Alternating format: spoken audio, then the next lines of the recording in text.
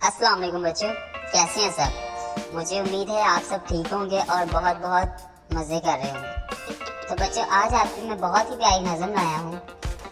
नज़म का नाम है ऊंचे इरादे। तो चलिए हम स्टार्ट करते हैं। ऐ प्यारे लड़कों, ऐ नौना हालो, नीयत को अपनी ऊंचा उठा लो। दिल में तुम अपने रखो हमेशा अच्छे इरादे, ऊंचे इरादे। सोचोगे जैसा वैसे बनोगे, सोचोगे अच्छा अच्छे बनोगे। दिल में तुम अपने रखो हमेशा अच्छे इरादे, ऊंचे इरादे।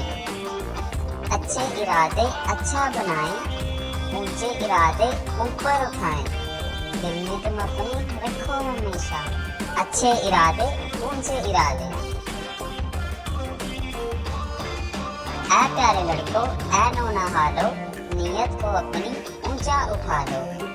दिल में तुम अपने रखो हमेशा अच्छे इरादे, ऊंचे इरादे। सोचोगे जैसा वैसे बनोगे, सोचोगे अच्छा अच्छे बनोगे। दिल में तुम अपने रखो हमेशा अच्छे इरादे, ऊंचे इरादे। अच्छे इरादे अच्छा बनाएं, ऊंचे इरादे ऊपर उठाएं।